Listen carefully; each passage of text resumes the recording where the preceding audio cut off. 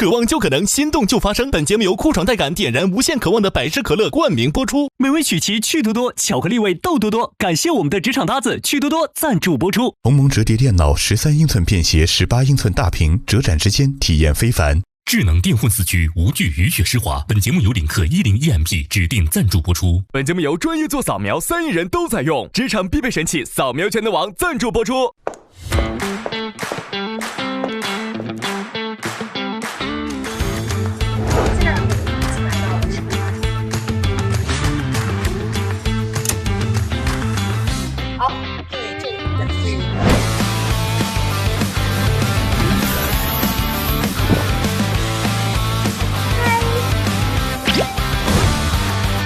观众朋友们，请看大屏幕。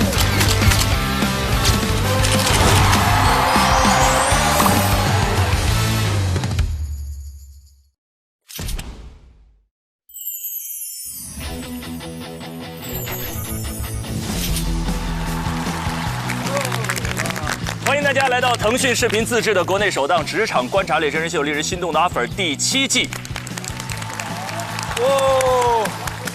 渴望就可能，心动就发生。本节目由酷爽带感点燃无限渴望的百事可乐冠名播出。美味曲奇趣多多，巧克力味豆多多。感谢我们的职场搭子趣多多赞助播出。智能电混四驱无惧雨雪湿滑。本节目由领克10EMP 指定赞助播出。本节目由专业做扫描3亿人都在用，职场必备神器扫描全能王赞助播出。欢迎大家来到这一季令人心动的 offer 第2期，我是加油团的陈明。还是一样，我们身边加油团的4位老朋友：徐志胜、王子琪、贺峻霖，还有张全林，全林老师都已经就绪了，欢迎大家，欢迎各位。今天还有一位新朋友来到我们身边，一同来见证实习生们的精彩表现。让我们欢迎自带梗感的职场锐评系代表杨超越，欢迎。超越最喜欢哪个主持人？最喜欢哪个主持人？对，内心深处崇拜，觉得最棒的主持人他是何老师，何炅老师。对，那我觉得你是锐评系代表嘛，我可以展开来讲一讲。就是何老师比韩哥他主要好在，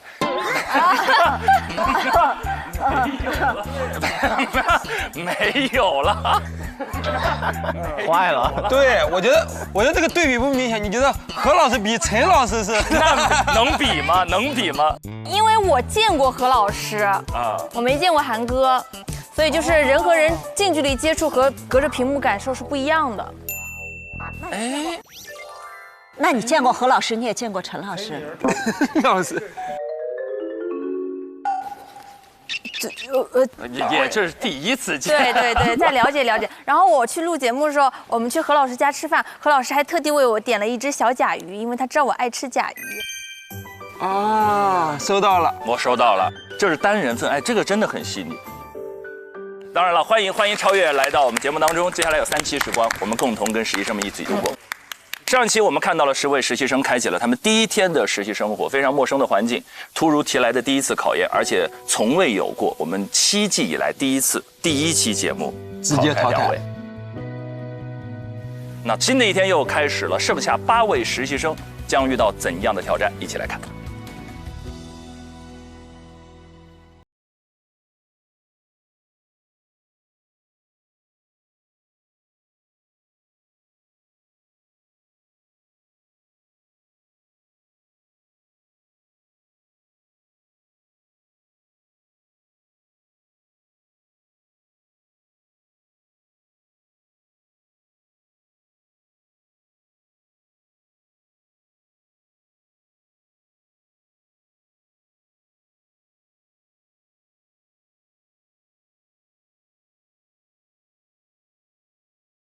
还在复习昨天的播报呢。唐真元、蔡旭哲、宋令东、王鹤。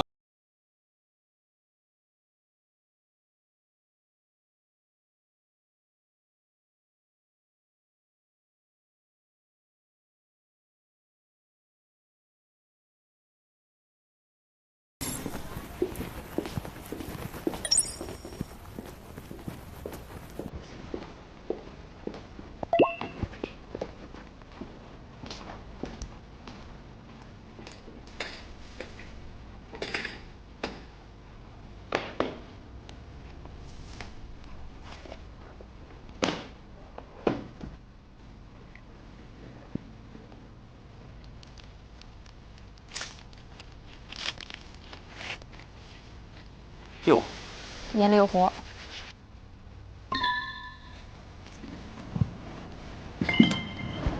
Hello， 早呀！再见。对呀，我是第一个。哎，你好好看今天那个腮红啊！今天紫色的我，你可以坐工位上啊！今天哦，对哦，你已经来上班了。I forgot。他都忘了他自己已经是有空位的人了，白擦了，白擦了。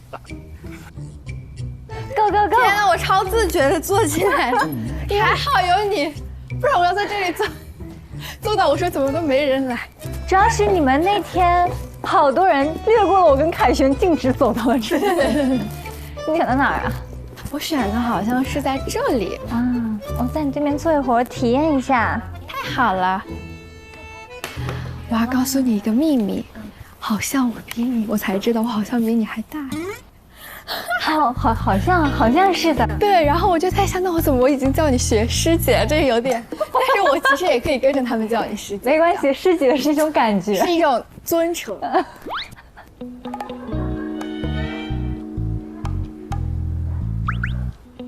哇，老师已经来了。老师在，我们应该请 Sorry。那你忙吧，我去。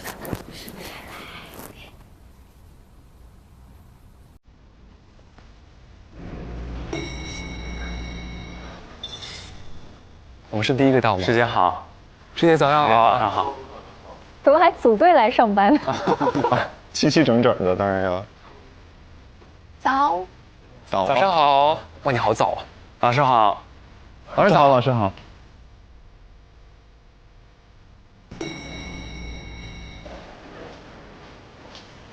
直接去工位。哦，这边。我们这都没有人。我应该都在工位了吧？早上好，早上好，早上好。先上工位吧，找去工位。东方卫视办公环境真好。你知道我一直到离开央视，没有属于我的办公桌。记者因为在外面跑是吗？不对啊，记者好像也应该有地方。我没有，我们都没有。不坐班？不是，就是他有办公区。哦，就是流动的，就不是属于你的。一天好多个栏目嘛，所以要混合用。别说我没有，白岩松也没有。啊！我今天这个妆面和发型是不是显瘦一点？是，真是显瘦。披发，哎呀，我真是服了。本来就是，还得是制胜了。你要接水吗？谢谢。没事儿，你要温的还是？OK。Thank you。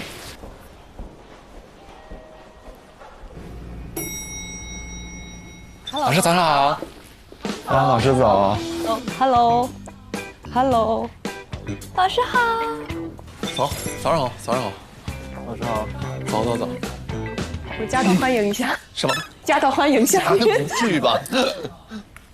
是夹道欢迎还是夹道欢迎？问住我了，这个茶。哎呦我的妈呀，这什么职业习惯？哎呦，哇，真的夹道欢迎还是夹道吧？把我问着了。茶，对，查一下。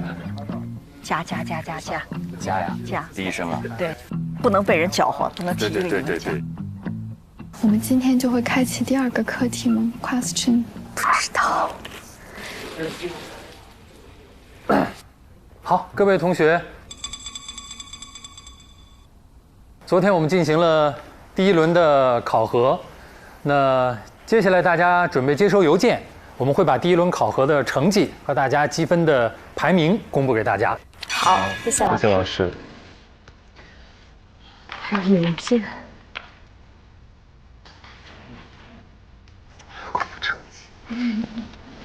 第1轮为什么还有成绩？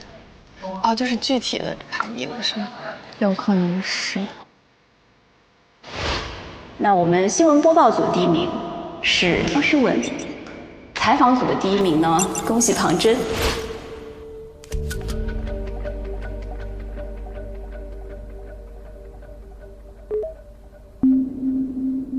是发到我们预留的那个邮箱上是吗？好像来了。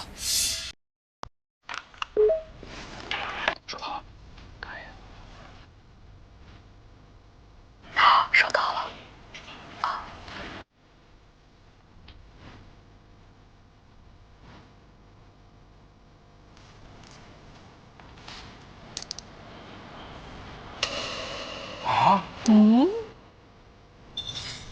所以只有每组的第1名才能获得7分。哦，只有第1名才有分啊！第1名有7分，所以还有6个人现在处0分啊。是。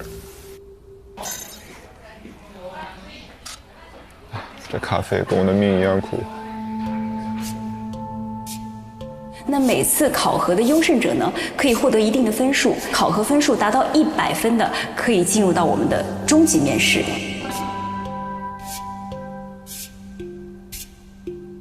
大家应该邮件都收到了吧？看到各自的成绩了是吧？我们把昨天整个的情况简单的说一下。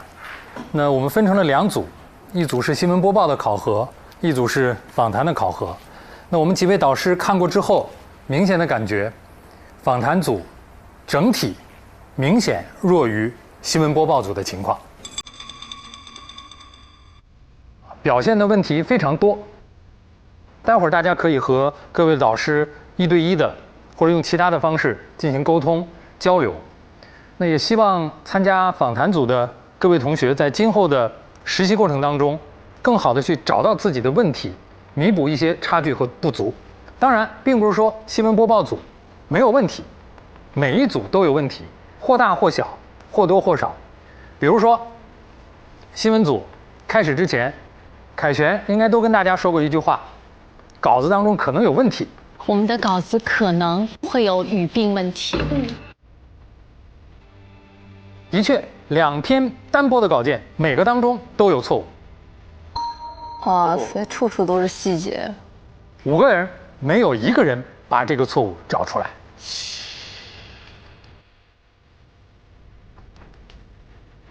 第一个错误，凯旋归来。凯旋就是胜利归来的意思，已经有了归来，怎么还会有凯旋归来呢？要么凯旋，要么胜利归来，这样的用词实际很多。比如我们经常听到一句话，令人堪忧，堪忧就是令人担心，所以没有所谓的令人堪忧，堪忧就是堪忧。比如访谈组表现不好，整体状况堪忧，没有访谈组不好，整体状况令人堪忧。第二个，罪犯和嫌疑人是有明显不同的。一个人没有经过法庭的审判，没有进行最终的判决之前，他都是嫌疑人，而不是罪犯。这是一个词语的规范使用的问题，所以这是在播报组当中暴露出的问题。当然，我现在再问一个问题：播报组的5位同学把那天稿件现在拿来了吗？今天谁拿来了？完了，堪忧。不是昨天分办公桌了吗？应该留着呀。对呀。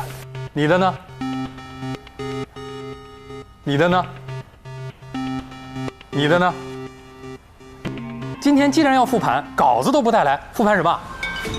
坏了！哎呦我天哪！我的天哪！对吧？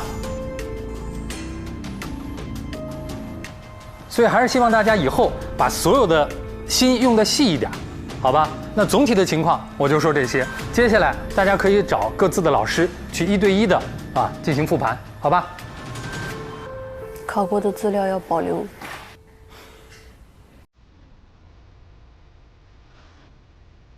哇，跟刚刚上班时候的轻松。哎呀，有工区的第一天上来有个下马威。我一直想找陈晨老师聊一下的，陈晨老师一直没来呀。不行，还挺想找做新闻的老师聊一聊的。走。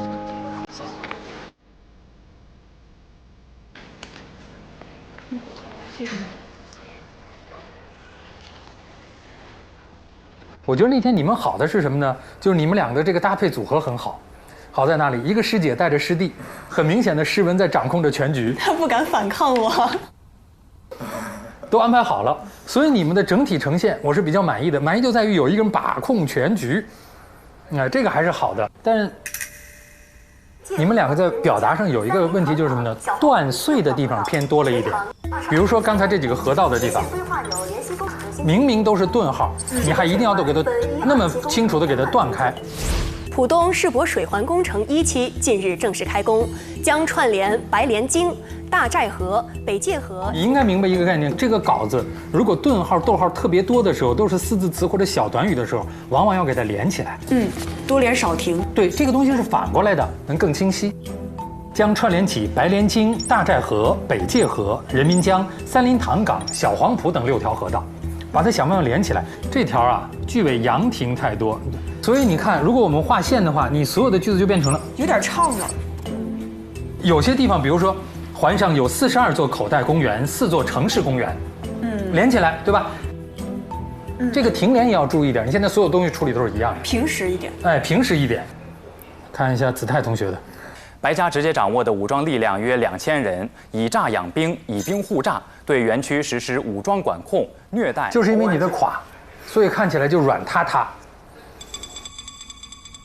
这个稿子是不是力度应该再大一点点，对吧？既然是犯罪集团，白家直接掌握的武装力量约2000人，以诈养兵，以兵护诈，对园区实施武装管控、虐待、殴打，甚至杀害不服从管理、不能完成诈骗业绩、试图逃跑的底层电诈人员。这种态度还要再明确一点，现在感觉缺。是的，老师，是吧？这种垮的状态就体现出来了。勾起了你上课的回忆了吗？多连少听，太可怕了！这句话我不愿意再听。是吧？给了更长的时间，你们这个是能够把这个问题解决掉的。那可能更关键的就是怎么从内容。我写了一个复盘总结。哇，好认真呀！好，接下来，冯晨朗。你是觉得你要被淘汰了吗？我已经准备好买票了 ，I want to buy a ticket and go to home right now 刚才张琪老师说，访谈组整体来讲都低于我们的预期，最终从节目呈现的效果来讲，可能是差强人意。访谈是对主持人来讲一个非常进阶的能力的考验，尽量平等，不卑不亢，这是作为一个做采访主持人时刻记得的4个字。所以提纲只是一个依据，提纲不能成为照本宣科的一个东西。是的。主持的确不是辩论，对，就是我此刻不用压过你，因为新闻的一个主持人，我们是中立、客观、公正，因为所有的观点可能都带着某种的偏见。新闻最终的无论哪种播报形式，最终的目的都是把这件事儿讲清楚，告诉别人。我觉得不要追求所谓形式上到底是什么样的，明白。不要。谢谢老师，加油，加油，加油，加油，加油！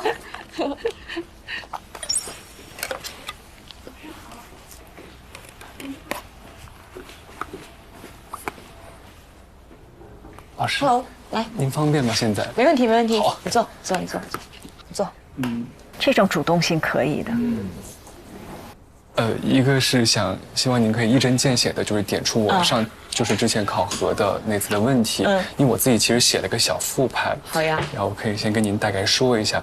首先是我的前期准备，我觉得自己在前期准备的过程当中，其实就没有把整个的思路捋得特别的清晰。在那个你接到这个选题之前，你对易立竞老师的基本的好奇点是什么？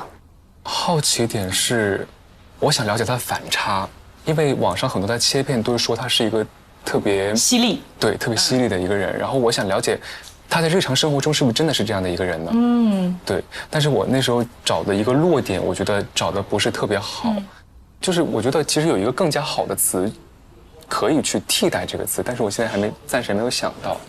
他就说漂亮那孩子吗？对，我印象中是。明白。如果是我，你提前来问我的话，我一定不建议你把漂亮作为你的关键词。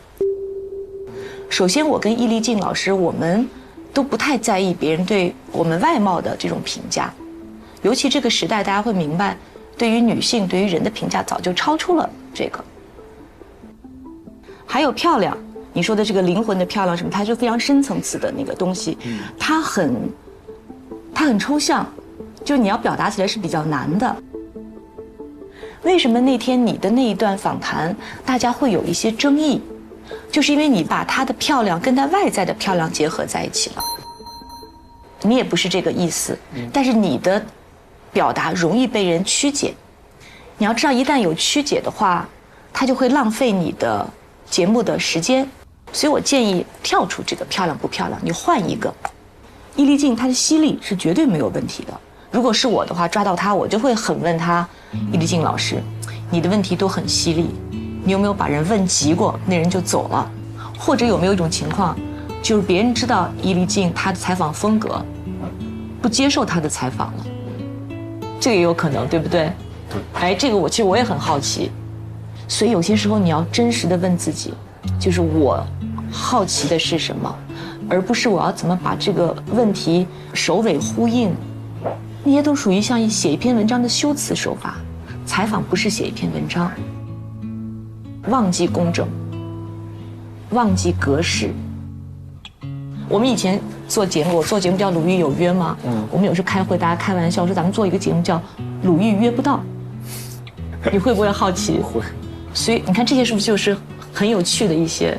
对，就更想去挖掘，对不对？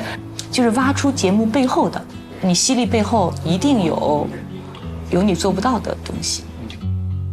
你的好奇，应该也是观众的好奇。问出那些，你就赢了，对不对？有代教老师真好呀，这是黄金课程，少走多少弯路啊！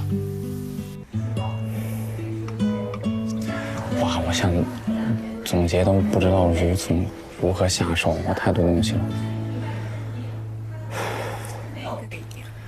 老师一句废话不说，就是干，像揉碎了的压缩饼干一样干。对，就是脑子特别清晰，然后他在知识和经验上完全碾压你。我特别喜欢跟这种人说话。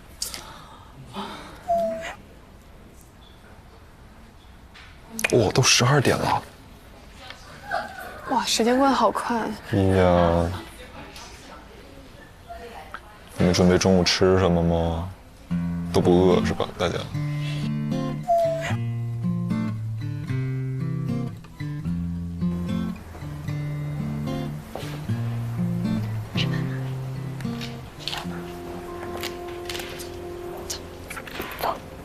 走吧。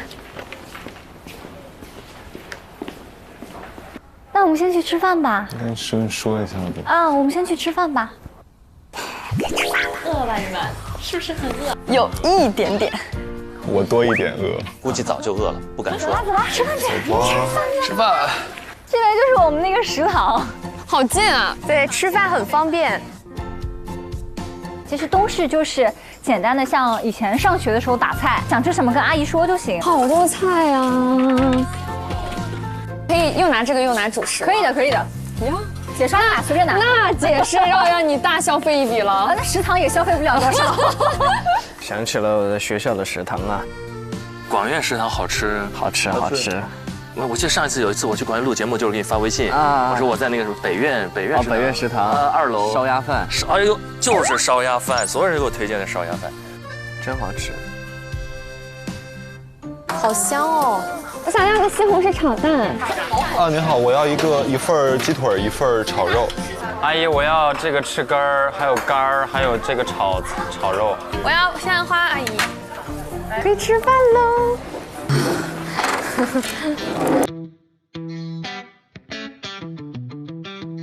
你们食堂这么好吃的？对啊，真的好好吃啊！那你是这看起来就好下饭。你怎么点这么点？够了已经。我的目标是实习结束再瘦20斤。你的脸已经很小了。浪子。哎，双播是真的每天早上都必须要出早工吗？我们大一的时候是必须7点到位去早读。是因为有一天早上，也是在我上大一的时候，有一天我夜不归宿，第2天直接去上课，然后我路过明德楼前的时候，发现你们双播的在那里排站齐，在那里 A B C D 在那里读，再看到播本的寥寥无几。怎么会呢？我觉得我们上学的时候出早工出的很多啊。你是哪个老师小课组的？漂亮。对，我们出的很多啊。什么时候夜不归宿的？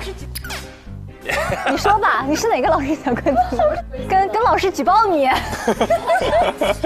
不，那个是小课老师是谁？我忘记了一个前提，就是在我们上小课的时候，都会非常认真的。啊，只是某天夜不归宿那一天。对，只是某天恰巧赶上了。再其次是我们很多小课组都是在明德楼里练声，可能我没看到。不错，找不回来。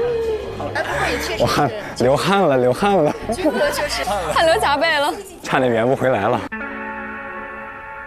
幸好他没有暴露小柯老师是谁，不然我现在就给小柯老师发消息，说你不练声，还到处说。哎，那你们大学一般是上什么课呀？就播音课一般会有哪些课？还挺全面的。哎，本人是学习委员，我来解答一下。来，就是我们分4类课。专业的基础课、专业的选修课、通识的核心课和思政课。然后核心课我们要学新闻学、传播学、社会学、语言学、中国古代文学、中国近代文学、外国文学、中国古代史、中国近代史，加在一起10几门课。确实如此。哎，说实话，我们就是作为同校的师姐，我都报不出这么多课名儿。啊，我也是。学习标兵。因为职业病。你落了一门毕业的必须选项，游泳课。哦，对。哦，对，你们为啥呀？就体育课学分。体育课以为必修游泳。你们还有游泳课，而且我们是必须考过游泳才能毕业。对，每一个人都必须游过60米。无论你用任何泳姿，只要你过去就能毕业。你狗爬过考也行。对。哇塞，我们学校连操场都没有。对呀。我们需要几点回去呢？我们下午好像要发布课题。至于课题是什么，听代教老师的。那我们差不多准备回。可以。有师姐在，其实真挺好，跟老师的一个桥梁的关系。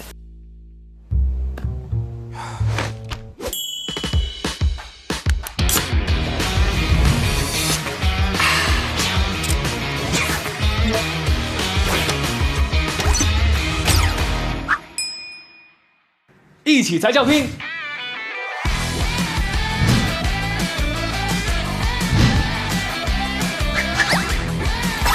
百事一起拼，可望就可能。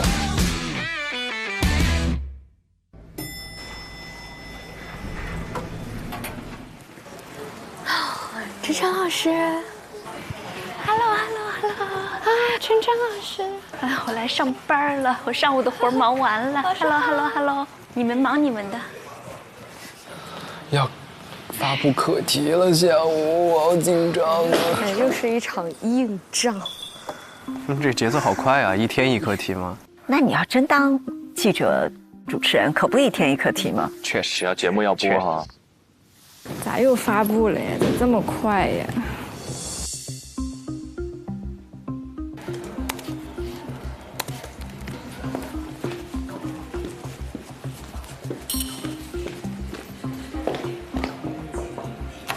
白哥，我们准备发布下一轮的课题了。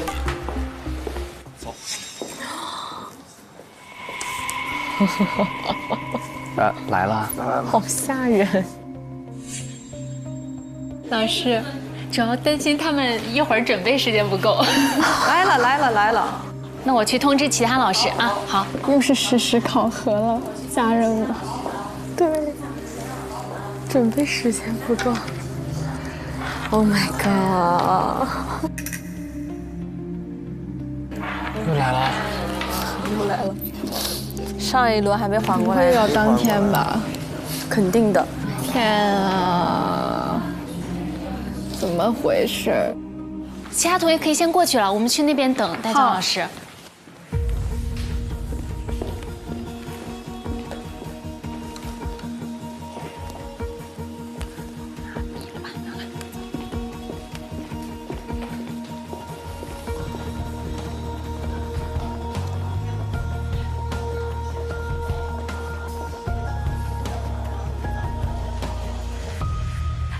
怎么少了个人啊？你说张老师吗？上班去了。上班了。他去录节目。我4点钟上班。哦，天哪！就是因为现在一个主持人，我们绝对不是一个简单的读稿机器，我们对于整个节目的内容，从选题的把握、内容的走向，我们都是有深度思考的，会有自己独特的审美的。所以这一次的考核内容，就是要考验大家全方位的能力。那我们有一个选题要给大家，新闻专题节目的选题策划。我不知道大家日常对于新闻专题节目就是想象是什么？比如你会怎么定义它？那这个可大可小了，说实好，从大了说一下。大了说的话，那可能它是一整档非常专业的节目，包含了很多的板块。那小的话，它可能小到一个民生的片子。这个解读非常好。我们容量有限，只能够往小了做，做一期节目。然后这里呢，我还想给大家放一个片段，就张老师不在哈，谁不在我们就放谁的节目。给大家放一段张老师的节目，跟我们这个今天的选题也是有关系的哈。进入疫情约见，一盒难求的潮玩 IP 拉布布又火了一把。昨天下午，在永乐2025春季拍卖会上，一款全球唯一的薄荷色拉布布以108万元的天价拍卖成交，引发了热议。让我们先来看报道，随后展开阅件。恭喜你买到，掌声送给您。随着拍卖师最终落锤，这只高131厘米 PVC 材质、全球仅一只的薄荷色拉布布，以108万元的价格完成竞拍。新闻专题策划，这个是不是很多时候是编导或者制片人可考虑的问题啊？对主持人来说，记者型主持人就得干这活，对吧？是。新闻专题节目，它往往从一个热点事件或是高关注度的新闻引入。这场拍卖会是永乐春拍的初代藏品级拉布布艺术专场。我觉得 IP 它本身它就是有这种情感寄托的价值，就是看到它就会觉得很开心，确实是如此的。它有新闻的事件。新闻事件亮出来，然后呢，采访嘉宾采访。那今天走进演播室的嘉宾是上海财经大学电子商务研究中心主任劳国林，劳教授您好。劳教授。商务研究中心主任。是劳教授吗？你们熟悉的劳教授。哇，能者多劳啊，劳教授。劳教授是个常年的连线嘉宾吧？您觉得算是天价吗？这个拉布布并非近2年的一个新 IP。下面就让我们一起来看一下他的成长之路。2015年，香港艺术家龙家生在绘本《神秘的布卡》中塑造了。其实，在尝试，就是你每一个主持人，你的工作的边界可以拓得多宽。对。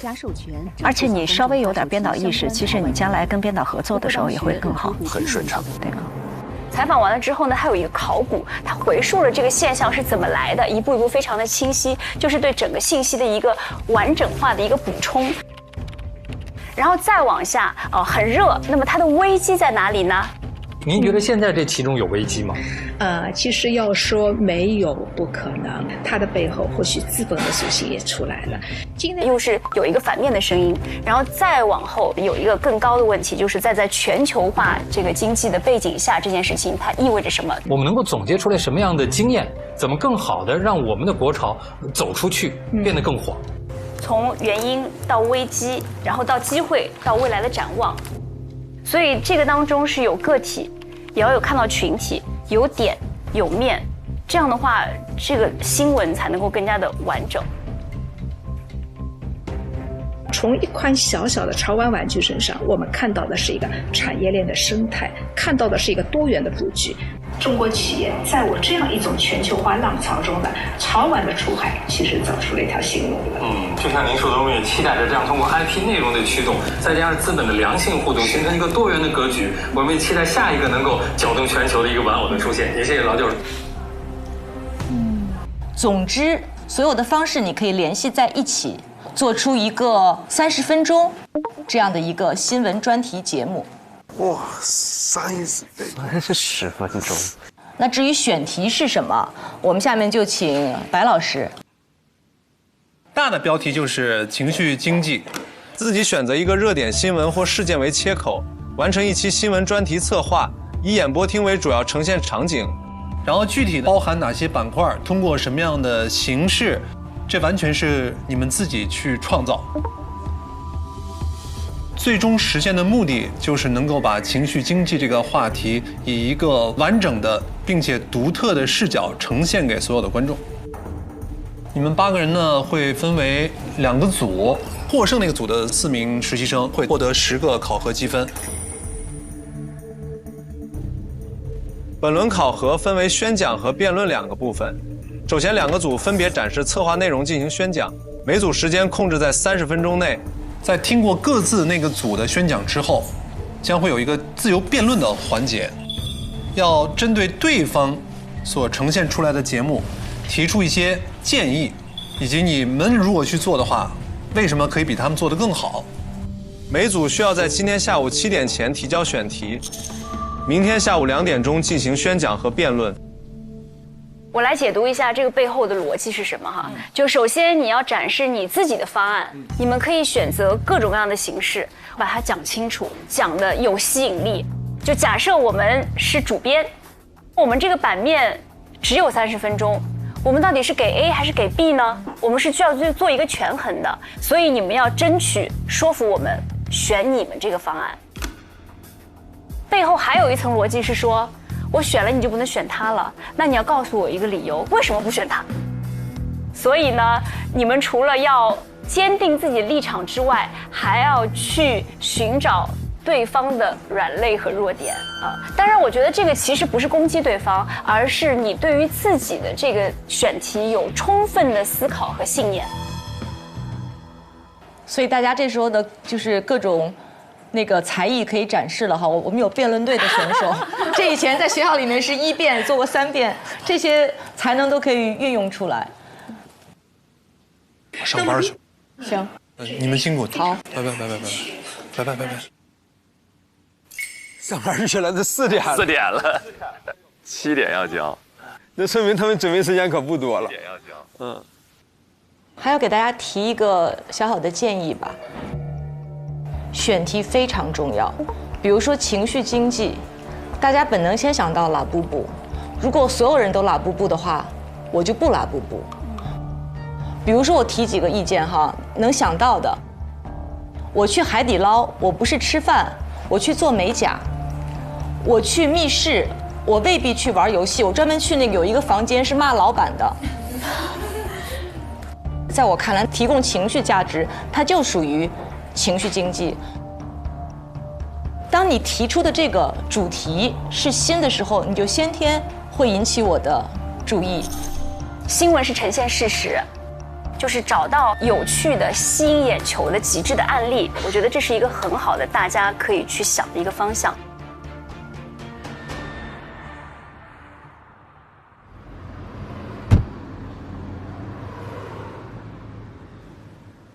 他俩是交班了是吧？哎，张老师来了，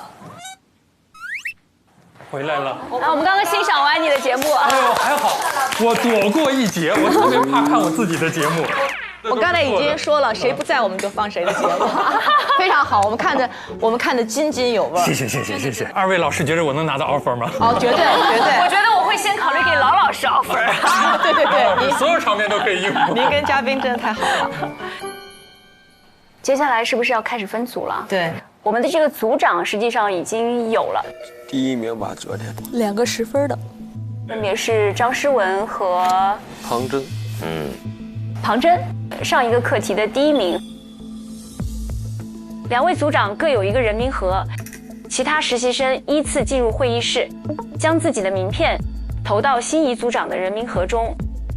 如果盒子里名片数量超出3人，这名组长需要进行取舍，最终选择3位实习生组成4人小组，未被选择的实习生自动加入另一组。不要谁猜？天哪，还是难的事情，对不对？对呀，假设有一个盒子里有6个名单，这事儿得多伤人呐！妈呀，太难了。这样还是先2位组长给自己拉票。那我先来吧。好，好，大家好，我是庞真。之前我其实参加过很多档的节目的录制，包括很多选题的策划，所以我觉得我整体来说是一个逻辑性比较强、组织能力也比较强的人。然后再来呢，我觉得我自己个人的性格特点是比较偏向于有亲和力的，所以我很有信心能够把我的组员粘合起来，让每一个人都能发挥出自己的优势，然后我们再一起努力把这个课题共同做好。谢谢。哎呀，庞征看着确实像那种有领导力的。对，庞征有很强的实践经验，成熟。好，诗文，来，各位朋友、各位同事，大家好，我是张诗文，本硕都是中传播音学院，我跟的导师也是新闻方向。我自己平时也比较喜欢看新闻节目，所以对新闻节目的框架有一个比较清晰的概念和认知。我本人是 INTJ 型人格，是比较理性、比较有逻辑性的。我希望我们大家可以一起以事实为依据，以观点为依据，一起去呈现出一档平实的、有新闻质感的好的新闻节目。然后希望有理想的小伙伴们，我们可以一起来完成这样的一档节目，也在这个路程中一起来丰富自己。我很期待跟大家学习、交流、探讨这样的机会。谢谢大家。这也是大姐范儿。好，怎么都说的那么好？对呀，我都不知道该怎么选了。那接下来就到投票的环节，我们3位回到办公室等着吃瓜。好，这个最喜欢了。好，大家加油！你们2个组织他们来吧。好的，好的。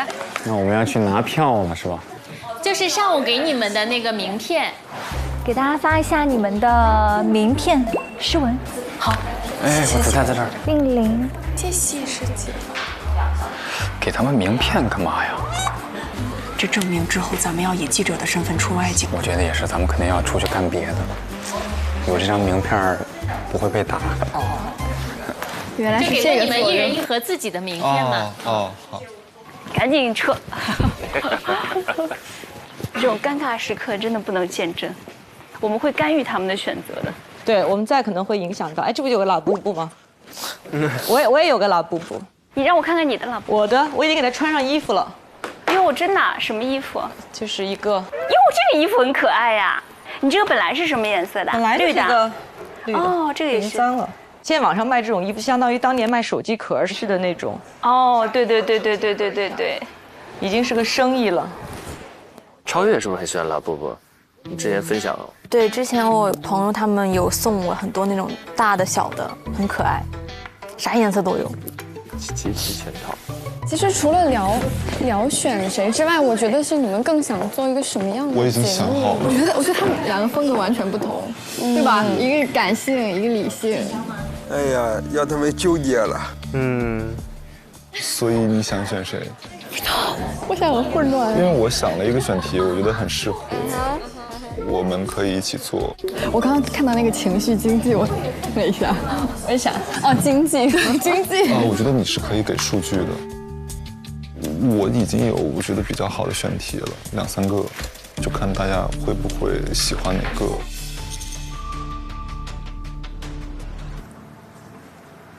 我已经，哎呀，真的很想跟你讲了，我真的很想跟你讲了。我们要多久投票呀？不知道，我想现在就投票。为什么不赶快投？我感觉来不及了。对啊，要这样。选谁？什么？想选谁？不告诉我。我感觉好多人心里其实已经有答案了。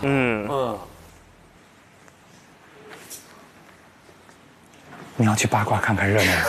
他们这就开始选了。开始选了。你这家伙。我们就在外边看看，不进去。真的？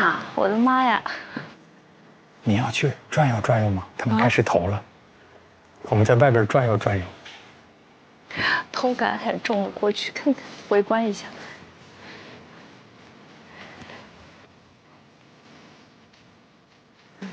哎，老师们也来了。他们在哪儿投？哦。来，坐我们这儿，老师，来让给你们。我们的绝佳观景位。绝佳观景位。我是来倒咖啡的，我什么时候来看过了？真是的。我去通知你。大家准备好的可以拿着名片去投票了。进去吧。哎呀，你看有些人果然的。没有人去了。我们去了，没有人去跟我去，有那个懒子去了。好。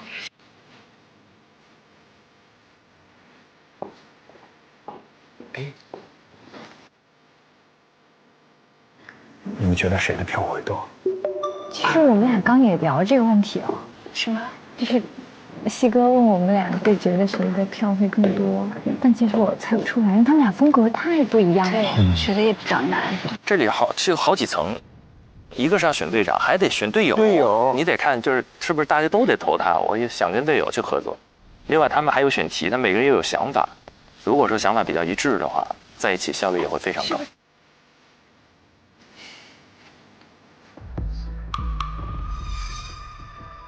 我觉得庞真确实社会阅历要丰富蛮多的，但是诗文也挺有想法，挺有主见。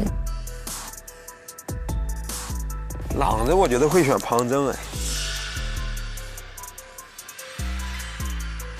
哎呦，程朗选了庞真，好，你赢了。下一个可以去了。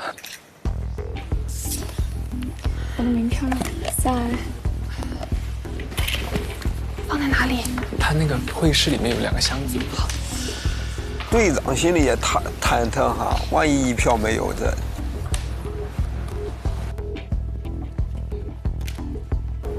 我的运动会投庞真，我也觉得，因为是同校的。感觉好像奔着庞真去了。哦，3票了。果然。你看他们这3个人，其实性格上看起来还都是像的。投好了。我先去。我感觉他应该是选诗文的，因为他刚刚就已经跟他说了，他说我好想跟你说什么。我感觉他会投诗文。诗文是他心里靠谱的大姐。哎呀，你看毫无犹豫，想都不想。他们那天就一起合作。对，而且第一天被师姐带得很好。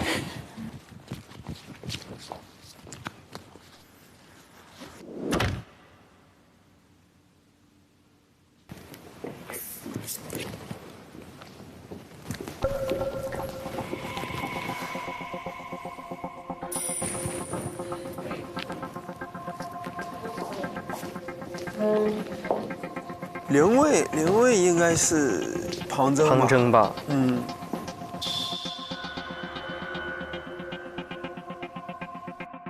看看志胜了不了解林蔚啊？嗨。哎，志胜，你这。他应该选庞真不太行。话没说完。话没说完。林蔚应该会选诗文吧？你怎么那么了解林蔚呢？志胜，你可以的。还是懂你的女神啊！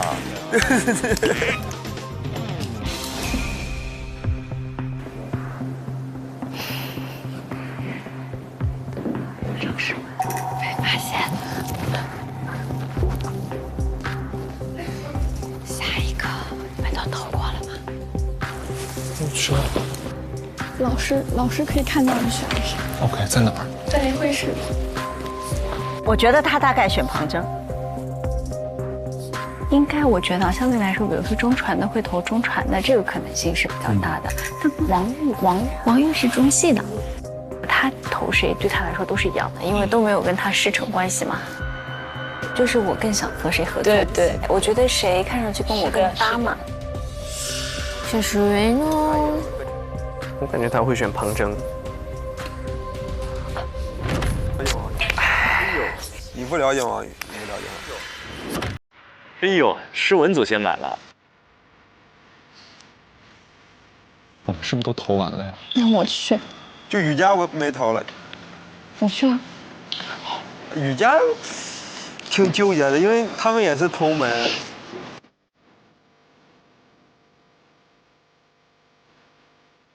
那如果最后有一组人多，有一组人少呢？人多的那个组长先挑人。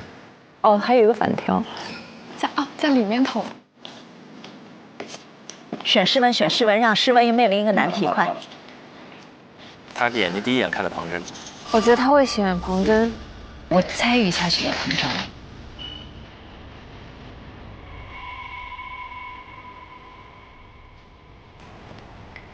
如果是我的话，我肯定选我认为更强的那一个。对。但是呢，有另外一种思路，就是我在不那么强的一组里面，可能更能够凸显我自己的优势。但是实际上最后拿考核分的话，好像是一组都拿分的。但还是自己希望在这一组当中能够有更多的话语权嘛，有更多自己意志的呈现。只要选诗文，诗文就面临一个难题。应该是诗文。哦，满了。完了，难题交给诗文了。要好看了，要好看。这下有蛙吃了。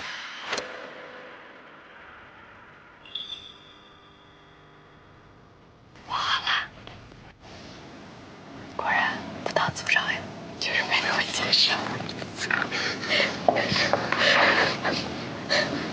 组长快晕了，行。我要晕过去了。没关系，可以的。朋友们，我们现在全部投票已经结束了。现在请2位队长进入到大会议室当中，选择自己票箱当中的队员，选3位，然后回来宣布结果。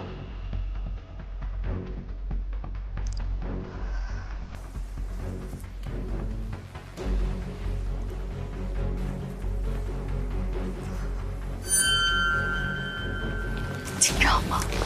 赶紧抢位置。看我手冰凉。对你手冰凉，没事，加油，给你暖暖，加油！哇塞，搞得好正式。我们俩要一起吗？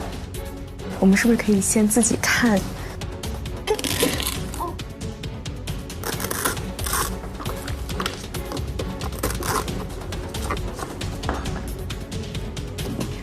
你先选啊，因为你的多。让我来看一下。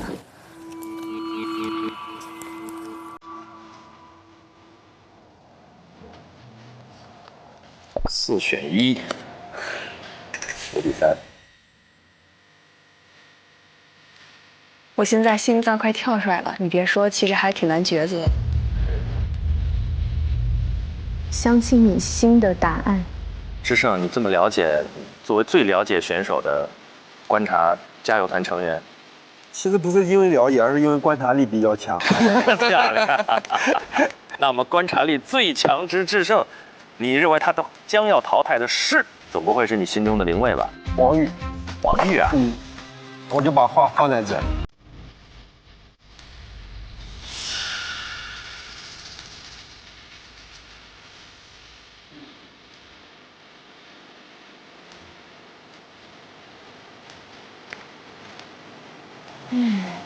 哎呀，很艰难，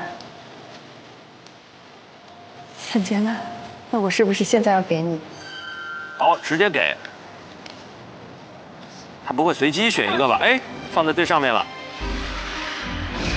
哦啊！这么惊讶？谁呀？他为什么这么震惊？雨佳吗？不应该吧？那就是子泰啊，应该不会是子泰。所以他把0位推过去了吗？哎呀，每个人都……我没有想到是这个。我回去。好，走。我的手有温度了。对。那我们现在要宣布，你们宣布吧，我们俩在这听着。那我先公布我的队员吗？这次有幸成组的搭档是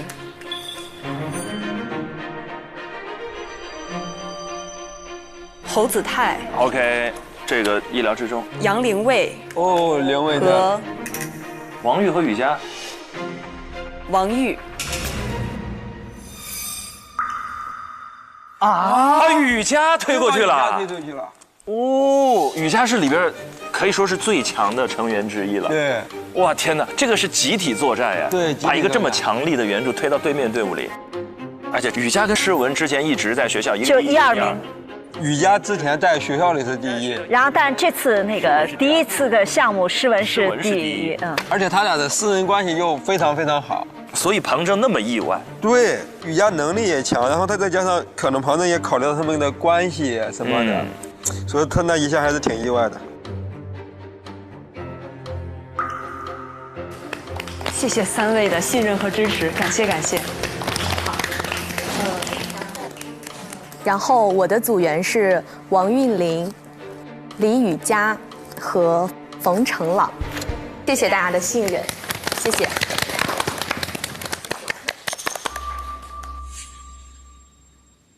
那我们就各自开始分组讨论吧。我的组员和我一起去会议室，走，朋友们干活吧，绝不辜负你的信任，走。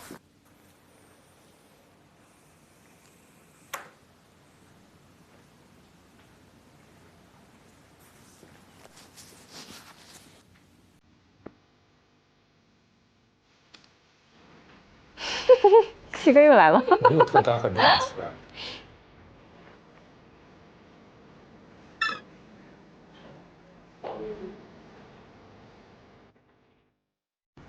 分组和我想的差得多，是吗？是。但是我没有想到雨佳选了，但是我是觉得雨佳会选庞正的。但是我们不知道雨佳是自己选的还是被选择的。如果我是雨佳，我可能也不会选择诗文。我也是。班级一个第一，一个第二在一起。哦，他俩一个班的。本科李雨佳是第一，张诗文是第二。第一、第二之争。实际这个就很难去在一起合作，某种程度上合生量。确实，第一、第二比较很容易有那种观点上的那种冲突呀，或者是意见上不合。感觉好像还是想跟他比一比的感觉。就是要 PK 一下。对，我想和你成为对手。课题发布了，情绪经济。子琪平时关注情绪经济相关内容吗？我情绪消费挺多的。是举几例？因为我经常会去买一些那种解压的东西，我会买各种就是指尖陀螺，类似于指尖陀螺那种，就是经常会在手上把玩的一些东西。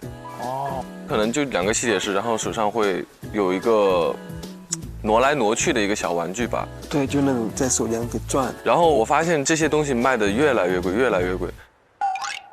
就2个吸铁石可能就都卖了上千了的。啊？吸铁石挪的上千？对，它是那种就是你一划它咔啦一声，然后往下一划咔啦一声。那些都卖好贵，那么现在卖好贵的。花1000听个响。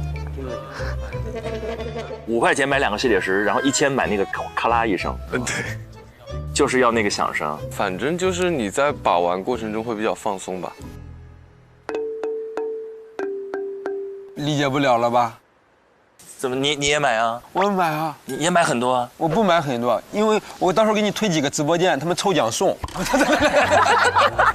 才得是你啊！可以只要情绪，不用经济。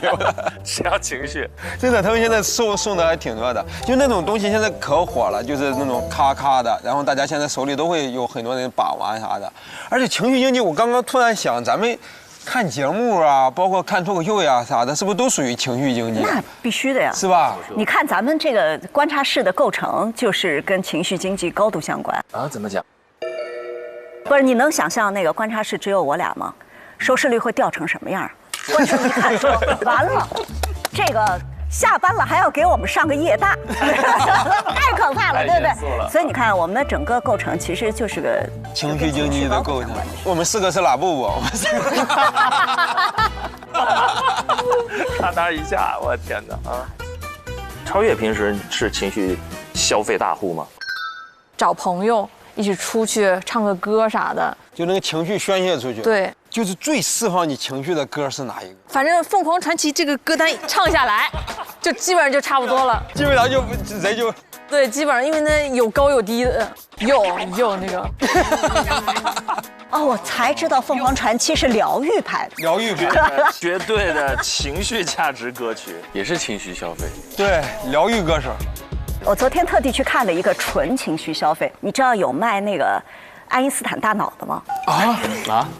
你们不知道，就是卖他什么情绪？就是爱因斯坦大脑5毛钱一个，买完自动发到你的账户。然后无需发货，你就花5毛钱，自动植入爱因斯坦大脑，就纯情绪啊！你当然知道他不可能给你发。无需发货。无需发货。就你买完了，就是通过某种神奇的脑电波，我脑袋里就有了。就是他那个写着就爱因斯坦大脑无需发货，自动下载，就是你花5毛钱高兴一下。甚至你要不我卖2个给你。你也买了爱因斯坦大脑？我说你要不要买？我这卖。不买我。哎，你知道有多少评论吗？多少评论？8000个。8000个。有500个复购，我去后台查了一下，然后所有的评论都写好多。那说明有7500个确实接收到了爱因斯坦的大脑，真的，因为那7500个接收到大脑之后说上当了，上当了，还没想明白。那500个说变聪明了，希望更聪明一点。那500个说有效果。对，关键里面其中有一个可能坐在这儿。子琪，你说你刚才买过这个？我没有，我问智胜买不买？智胜买不买？我不买，因为我已经拥有了。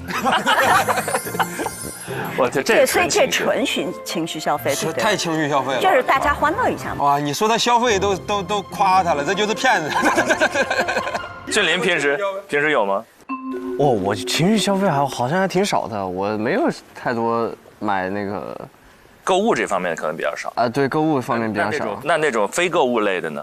非购物，我也运动，我也看修蹄子的视频，修驴蹄，我也爱看修马蹄的视频啊。买皮肤啊？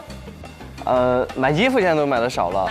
我说买皮肤。游戏皮肤哦，买皮肤确实是。哎，游戏皮肤我觉得真的纯情绪经济哈。对啊，对啊，因为它也不提升技能，啥也不提升。提升10点攻击力。对，有的还是有作用的。OK， 这是我们刚刚分享了一下就情绪经济这个主题跟我们日常生活的一些交集的部分。那回到这个新闻专题片，对他们分组了之后4v4，全林老师站在新闻专业的角度，难点在哪？其实新闻专题片有很多的有难点的结构啊，然后深度啊、观点，但我觉得最难的部分是找到一个好的新闻故事。哦，因为没有好的新闻故事，你后面的技巧都是无米之炊。但是真的去找那个好的新闻故事，我觉得是最难的一部分。好的新闻故事，你起码得符合几个标准吧。就你有没有眼前一亮？会心一笑，眼前一亮，你还要心头一暖，当头一棒。哎呦，对，就是你得符合这几个标准嘛。就是新闻故事，最不行你也得长声一叹吧。如果你一个标准都符合不着，对吧？那你这个新闻故事就是一个可听可不听的。那我觉得你后面结构再好，语言状态再好，录的再好，没有用。5个1，行，5个1，咱们一会儿就看看他们能符合几个。所以那接下来当吕佳进入到对面组了之后，就正式开始准备了，3个小时来准备，然后见真章。来，我们一起来看看接下来他们讨论的怎么样。来吧。对，首先先跟大家坦诚一下我的思路。你看，它其实对组长和组员的加分也是没有区别的。所以我感觉咱们这个组是没有组长的概念的。我就是把我们所有人的想法一起，我们群策群力，对，一起整合起来，然后我就是一个信息的服务者和中间商。好坦诚呀！哎，这个很重要，很重要。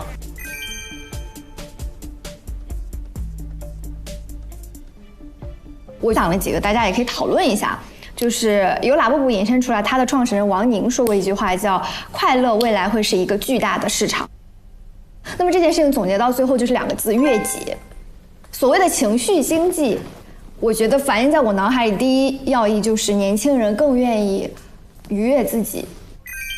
因为我的工作极其的饱和，所以我需要拿金钱来买情绪。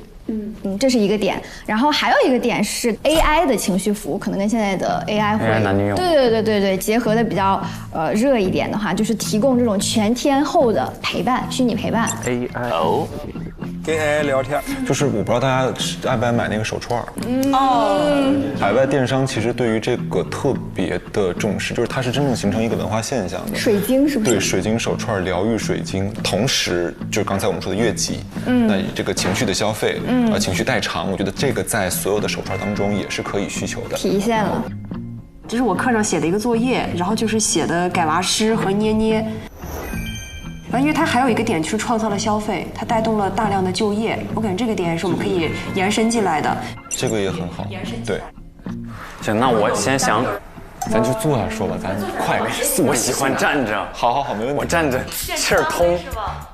只是我自己想到的哈，因为现在有2部现象级的剧，《长安的荔枝》电视剧跟它的电影，这2部剧导致今年的荔枝销量暴涨。我刚刚查了一下，以广东省茂名市为例，截止7月15号，茂名的荔枝迎来了历史级别的大丰收。所以说，荔枝这个事儿卖得很火爆，它背后并不是真的今年大家突然就喜欢吃荔枝了，而是这2部剧背后产生了极大的情绪价值。1300年前的大唐，他们吃到的贡品，我此刻就拿在手中，这是一个非常大的情绪方面的吸引力。而且我觉得它有非常明显的可视化的数据作为支撑。那么这个魏魏，你是经济方面的专家，不，就是可以帮大家搞数据是 OK， 但是肯定不是专家。其次就是这个现在非常的火，我觉得这个火爆程度不亚于刚刚结束的拉布布。然后最重要的一点，我想跟大家说的是，我刚刚联系了2位嘉宾。啊？怎么都联系嘉宾了？不会又是老师吧？谁呀？雷佳音。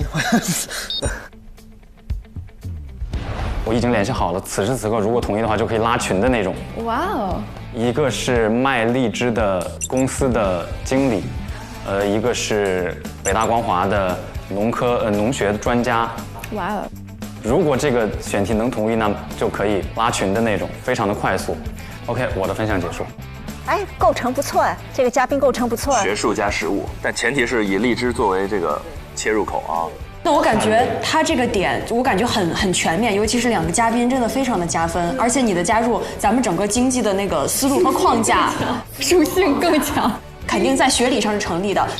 对，林薇是经济学的，这是一个很好的头脑风暴，各个方面的维度，实务经济、文化类。我正好接着你刚刚那个说，子檀，其实你刚刚那个总结来说，应该叫文化 IP 乘以热梗。我们可以以荔枝，因为正在热播嘛，去切入，所以我们有比较多的那个内容可以去做，然后可以不要一直提荔枝这件事，不然就会被攻击。我觉得拿荔枝做第1轮的引子，对，就是那就是文化 IP， 声音太大。文化 IP 乘以热梗，然后引发的消费热潮。因为长安的荔枝它算是一个文化上的 IP， 然后乘以现在我们大家都最近都在追的这个事情，那其实我联想到一个类似的，就是玫瑰的故事，不知道你们记不记得某咖啡品牌联名了玫瑰的故事，然后推出了玫瑰拿铁咖啡，当时在线下那个电视剧播了以后就卖得很火热。这2个事情其实都是借助了热门的影视作品的影响力和话题性，然后成功的去吸引了大量的消费者的关注度。我觉得咱们其实做一个就是细分，对，细分就是文化 IP 带动情绪，对。王玉就完全好像听不懂他们在说什么。王玉有自己的想法，应该是。他有别的想法。对。没事，玉哥，你如果有想说的，咱们就直接说。然后我怕等会儿咱们聊起来了，你就把你的点忘掉了。我是在想，我们是不是要找一个具体的抓手？就是如果说，我大概能 get 到你说的那种感觉，你担心它只是因为情绪引起的一次个别的消费，然后它没有成体系，是这意思吗？我只是觉得有点散。你看刚才拉布布它全篇都会有一个抓手，但是现在的话，就我觉得我们不管这个东西是一个商业体，还是一种消费形式，还是一种互动形式，我们得找到一个就是文化 IP 啊。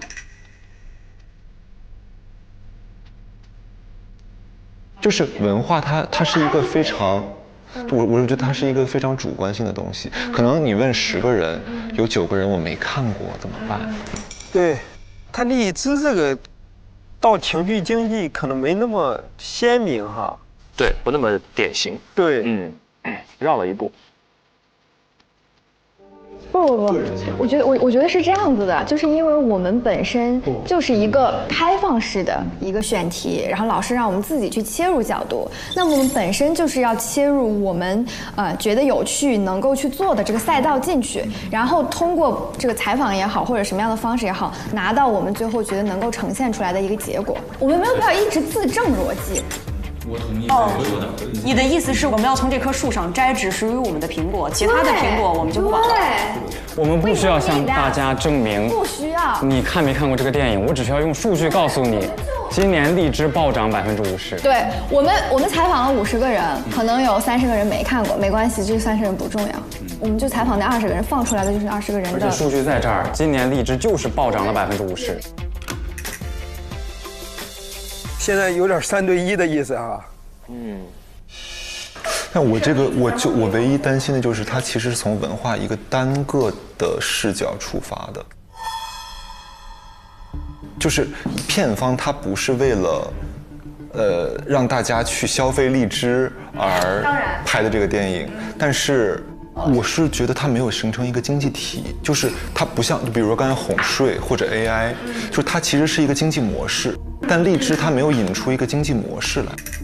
网友还是会有自己的坚持，卖荔枝，而且不是一个情绪经济的模式。对，它是这样的，它不是经济模式，就是因为你单说，我懂你的点，你觉得单说卖一个荔枝一个水果里面的一个品类很难去说服对方，但其实这个意思是我们由荔枝引发的是一个消费热潮这件事情。对，只是我们的细分切入点是因为文化 IP 更细切进去。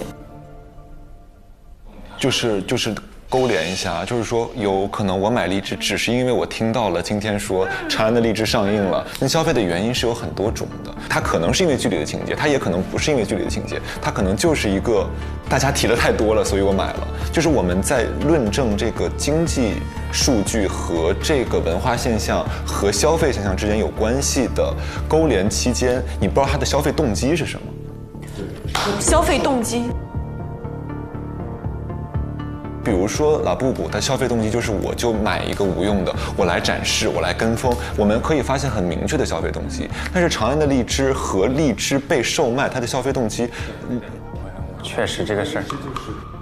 在这个里面，他要证明说，因为长安的荔枝这个文化 IP 的确跟今年荔枝增长了50%的销量之间有直接的关联。对。所以它难的是这个，而不是这个选题本身。是的。说文化 IP 和消费之间。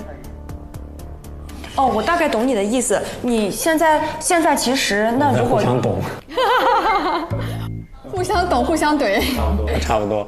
对，就是所以我们要把 IP 跟情绪给割开。我觉得这样子它成立下来，它更像是一种 IP 经济。我反而觉得你说的哄睡师是非常具体的一个情绪。我是觉得我们要找到一个具体的情绪的锚点，其实它具体是什么？这个情绪是我高压，还是说我需要陪伴？就这些是情绪。对。我懂你说的什么意思，确实有漏洞。我觉得荔枝就是它不是情绪经济，就它不是由于人们当下的情绪所引发的消费，它是由于社会热点或者说某一个事件所引发的消费。对。那现在这个问题就已经变成了，我们是要更扣新闻，还是要更扣情绪价值？我觉得要更扣本身情绪经济本身，就是这个东西是不变的。就是我的想法是我们不要为了过于追新而就是放弃它本身的主题的利益。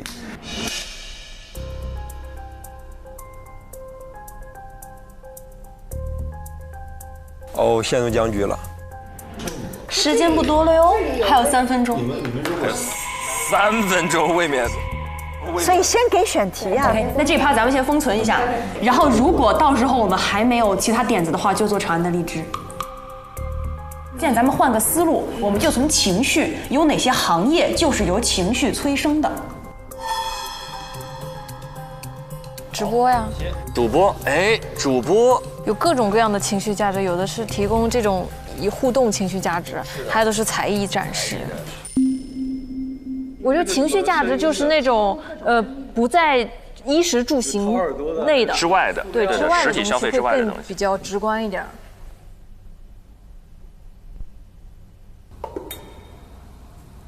我想先说一下，就是我大概的一个总体的安排和布局。首先，我觉得我们2组都会有一定的完整性，所以我觉得最终的目标其实看2个点，第一个是完整度，第二个是精彩度。有，这是队长范儿。我觉得第一项其实我们很难拉开太大的差距，所以我们可以在第2项惊喜上去下一点功夫，因为毕竟这是一个考核。然后第2个点呢，就是刚刚准备的时间，我其实已经列出了整个策划案的这个框架。因为我之前做过类似的策划案，所以我已经列出了8个大的题，8个大的要点。人家在投票，他已经把大纲列出来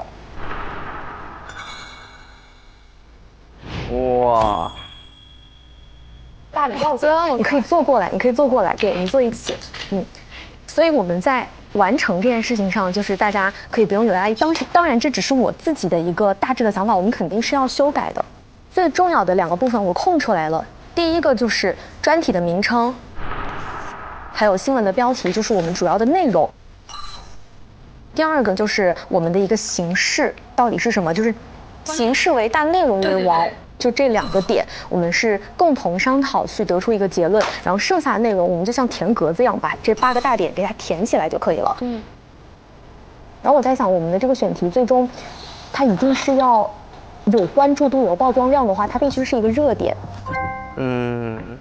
它的切口可以很小很小，但它一定是要一个很热，很热的事件，而且它辐射的人群和它的受众一定是广的。因为我一直在想，为什么拉布布它会有做成一个专题的一个意义所在，其实是因为它引发了很多人的共鸣。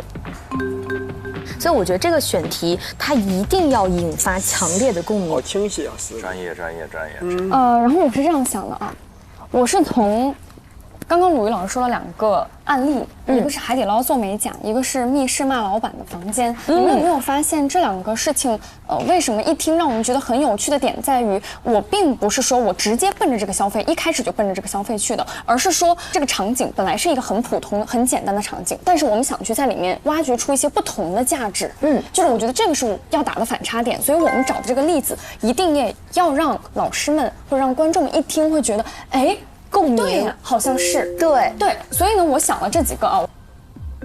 有一个沉浸式的戏剧叫《只有红楼梦》，大家知道吗？大家我知道，就是最近这个方面会比较火。我觉得原因是大家去那个地方不只是参观那里的历史和展品，而是说我想通过这种演绎的方式来去欣赏历史和展品。就这个打的这个点，我就觉得比较有意思。然后还有一个就是便利店售卖这个好运喷雾，因为它本来是便利店应该是我们买最实用、日常最着急的东西，但是现在便利店也开始卖这种情绪方面的价值。然后还有一个过家家式的一个消费空间，就是有这样一个空间，成年人花198块钱就可以在一个玩具厨房里去煮泡面、捏橡皮泥，体验自己小时候体验过的事情。成年人的儿童乐园，对，有点类似于这种。然后还有最后一个是前段时间一个新闻，就是 B 站的一个 UP 主，他售卖一袋垃圾。它的标题就是一袋垃圾，他找了很多那种家里的玩偶啊东西的边角料，然后就去卖这一袋垃圾，买的人非常非常多。有人说他买的不是垃圾，是叛逆的快乐所以我觉得这个也是一个挺有意思的案例。你看看，雨佳果然在另外一支队里独当一面。哎呀，他这几个点都还挺准的哈。好玩。你找案例非常多。对。然后我就速的，就是过了一下这些案例，我觉得这些案例比较出色的点，或者说我选择他们的点，是因为它不让人听起来一下那么简单，就是不是让我听完我就知道哦，这你大概怎么做我就知道了。对。我觉得如果要符合就是受众要多，还有共鸣要广的话，比较符合是那个便利店的好运喷雾。我觉得它的受众其实会更多人一些，对，更广泛一些。但是这个说实话，我有点小，就是太小了，就是有一点。其实我看到这个，我都没有在便利店见过，说实话。现在什么东西最热啊？除了拉布布，什么东西最热？脱口秀。小卡。小卡，就不管是那种什么 IP 游戏 IP 的，还是 idol 的，反正就是小卡这个东西挺火。小卡片。对。你找一个一说不用解释，大家就能知道是什么东西。情绪价值，情绪经济。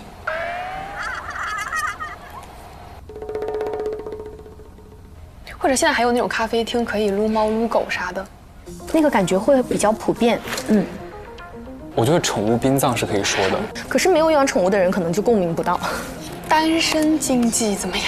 单身经济其实就有点像不结婚不生孩子养宠物。我知道除了拉布布很火的情绪经济就是谷子，但是谷子这个事情跟盲盒太像了。对，所以我觉得盲盒经济这块我们就先不碰了。因为已经有拉布布这个了。对，就是我想到的情绪经济的相关案例，就团播、艺人活动、视频会员，然后一些 IP 衍生的周边。团播倒是现在一个蛮重要的一个热点。团播现在真的好火呀！团播绝对情绪经济，这就是对，这超越刚才说的主播里面最近最火的热点，而且是今年火的。哎，热，对，今年火起来，符合新闻的新的要素。就是你刷一个什么，就有个指令。对，然后你很少的钱，他就你刷玫瑰花，我就一个飞吻什么的这种。有互动啊！哦，刚才老子说团播，我是觉得不错这个选题，团播我是觉得可以。花小钱大参与感，就现在很多团播还有就是说，我想看这个主播给我跳这个舞，只要我刷一个啥，他就能给我跳那个指定的舞，就是菜单，菜单什么发牌舞啊，什么舞啊，我只要刷一个啥，没少看，可以。我是受众，对我也刷到过，对，发牌舞、扫腿舞，这个好。所以我觉得这个点其实我觉得是可以有的打的，有的打的，哇塞，朗子提出来的团播，我只是随便提一下。所以你平常看吗？我不看啊。你不看？但是我会，对我去了解。我投一票。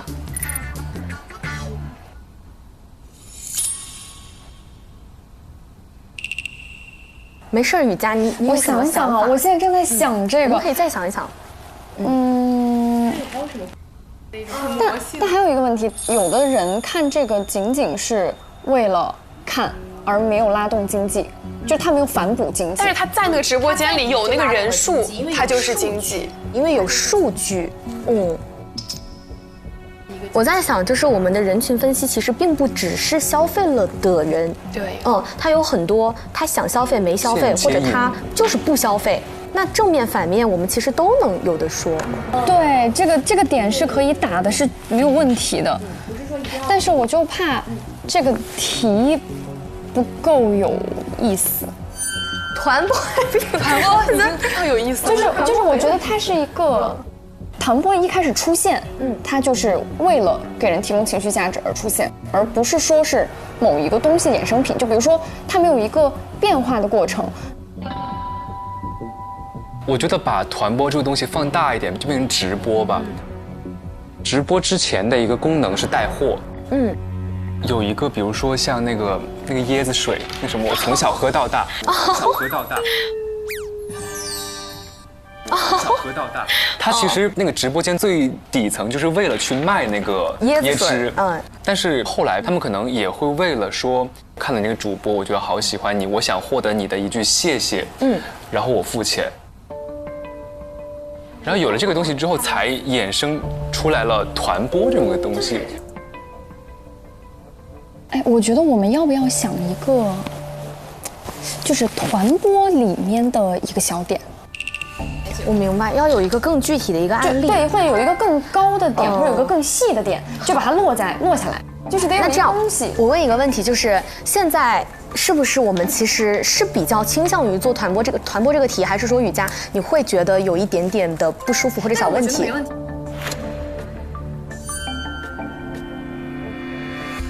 我觉得没问题，就如果我觉得你们三个都觉得这个 OK， 那我们就做这个。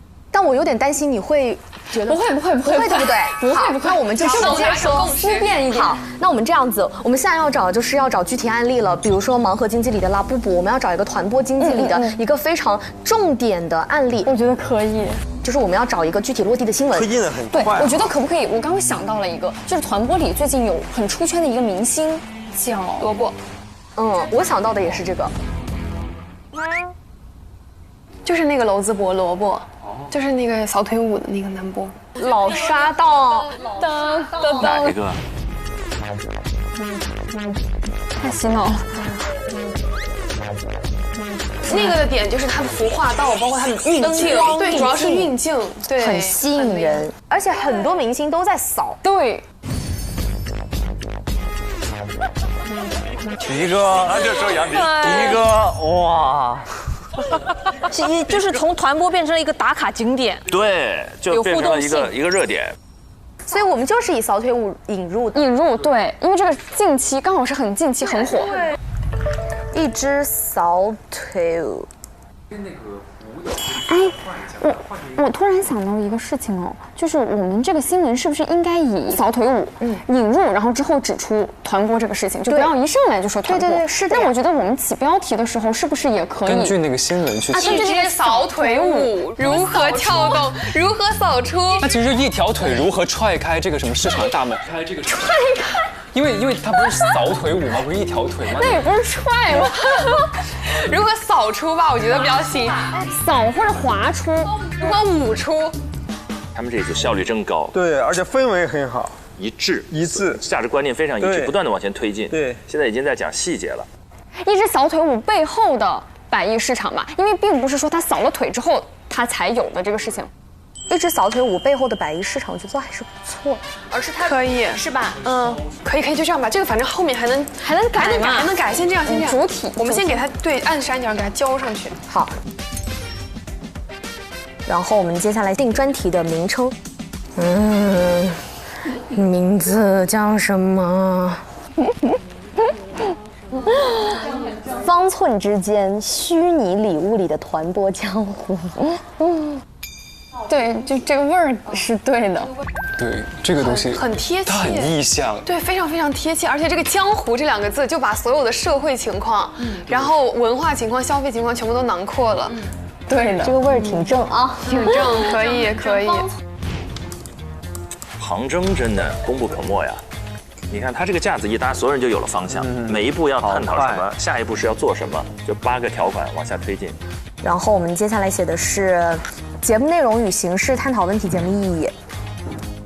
我刚查了一下，就比如说你刷礼物让他跳舞这件事情，在个人主播上之前也已经很多了，舞蹈主播你给他刷，他就可以跳，这个很正。但我们做的是团播嘛，所以就是个人和一群人的区别。那我们要聚焦在那个选择。团播这个东西是选秀的一个衍生品，对，要聚焦在选秀，对，就是和我这个人的支配权，对于这一群人的选择和支配权，这个才是我情绪的出点。哦，这个点很重要，对吧？这个是准的，掌控感。就是为了他，就是因为他沉浸式的参与了，然后他对于这个养成系，他觉得我是自己人了。对，那之后你火了之后，我会将这个情感链接持续的转化为我要持续的给你刷礼物，持续的捧你。是，那就把你浓缩成一句话，就是说是我们根据这个改，沉浸参与式造星所带来的权力感让度为持续消费力。Oh my god！ 出来了。你还能记得你刚刚说的是什么吗？沉浸式造星带来的权利体验让度为持续的消费力，非常在点上。方向是对的，往下走了一步了，从消费到权利。你看看咱们这个，有人想提案，对，有人很靠谱，有人一句话修成论文，京剧点评见真太强了。对，我们都是为了拿个分儿。对啊，我刚刚还和他说，我说这一次必须要拿下，对，因为这不关乎我一个人的事情，我们4个人必须要拿下，我们一定可以拿下的。当然可以。哎呀，鼓舞士气的，尽在掌握之中啊。那我们分板块认领吧。我写3，你写3。对，报道的核心主题与子议题。我写那个背景和意义。啊，可以，你写第2大点以及选题背景和意义。那我就4吧。啊，好，你是报道内容和形式设计。行，好，那我就来写这个采访。加油，各位。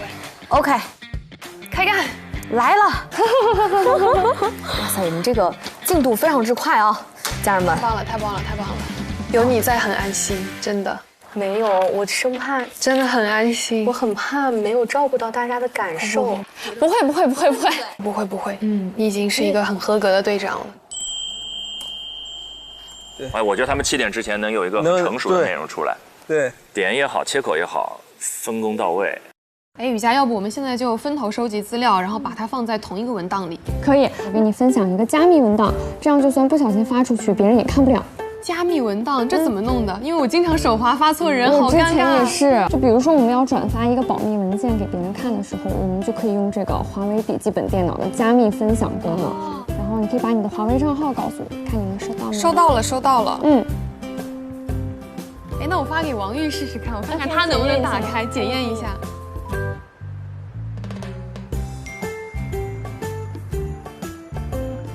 月玲，这个文件我打不开啊。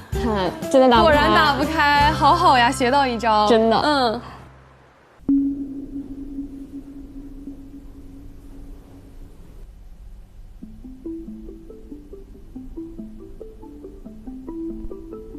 还没有选题吗？我觉得就是钻在那个死胡同里面，有点没钻出来。然后又没有人在推进来做决策。诗文。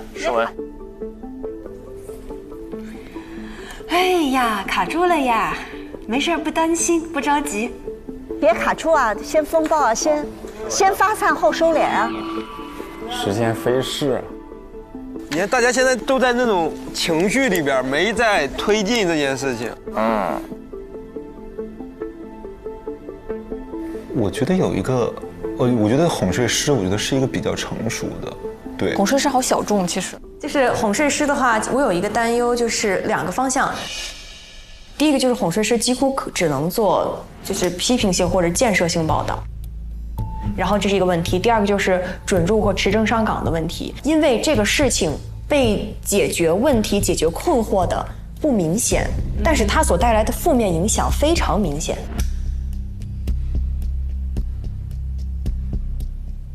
那还有一个，我觉得刚才我没有想到是宠物经济。有的，这个也是的。现在很多人因为他们要宠物的陪伴，他对于宠物的依恋也是一种情绪经济。那宠物这边，我觉得也是一个。宠物经济感觉要绕的逻辑链条有点多。它的典型性就是它是人类数百年情绪经济的一个产物，它在这2年的新文性那个新字又不够，像团播就是新，他哪怕想个短剧，我觉得也那个一点啊，短剧的情绪经济也新一点。就我觉得咱们如果找一些主流媒体报过的选题会更稳妥。就是刚才我这个改娃师和做捏捏，就它都是新闻直播间里面报过，所以我就觉得拿来就能用。哎，我觉得这个有一个思路，就是我们可以找功能性不那么强的东西，就比如荔枝毕竟还能吃，但是捏捏就是它功能性就是能 get 到那个意思吗？但我觉得这个科普性上会不会有一点点没有其他的那么比较小众一点，是不是没有办法？可能像也不一定要做拉布布，但没有办法像拉布布那么的。就是我们得解释。呀，我刚刚就是说解释成本需要一点，占你的节目的量比较大。它不是一个社会性现象，它是一种一个比较小众一点的。对，确实比较个体。他们这个队啊，现在就很需要情绪价值。对。这个组里有主意的人太多了，有主意的人特别多，又想那个保持体面的时候，就会是这个样子。我怕这事搞砸了。就是我觉得我们得出点子了。大家都放轻松一点。不过没事，不用担心，不用着急。实在不行，长安的荔枝已经讨论得很好了。文化破圈保底是吧？是文化 IP 破圈保底。文化 IP 保底。谁说 IP 不是情绪经济了？对，那就是啊，谁说不是？你凭什么说不是？这样，现在就是说，我觉得这几个哪个都行，只要不是励志就行。我觉得励志太冒险了，我就觉得时间不够了。现在我们该定了，对。现在荔枝它是一种消费热潮，但是后续的经济实体是可以利用这种模式去进行不断的打通的。他情绪的点在哪儿呢？他们总是在绕那个。对。哎，这个有哎，从泡泡玛特到长安的荔枝，情绪价值的满足有的，我觉得这个算啊。如果它是一个新闻报道的话，我觉得很好。但是如果说我们去找一个新闻现象的话，它可能就不太符合新闻现象。我觉得是，确实，哎，然后你那个销量我也找到了，今夏荔枝采购量与销售量都实现同比增长，某平台上广东荔枝成交额同比去年增长超560%。对呀，大型品牌商超线下销售额环比激增128%。你看，爆炸式增长。而且我觉得他这个观点我好新哦。他说唐玄宗明知道且劳民伤财，却依然不惜代价去运荔枝，驱动它的核心是什么？是满足杨贵妃的情绪价值。而且回到我们刚刚讨论那个点，情绪就是一时的，就是满足当下的。而且当我吃荔枝的时候，杨贵妃没吃上，我吃上了，我就倍儿高兴，这就是满足了我的情绪价值。新闻的几要素是什么？时间、地点、人物、事件、起因、经过、结果。这件长安的荔枝这件事情，几要素全部符合。好，做它。他们其实在说服王玉。对。组长，你觉得呢？你也想想。那诗文，他要再果决一点。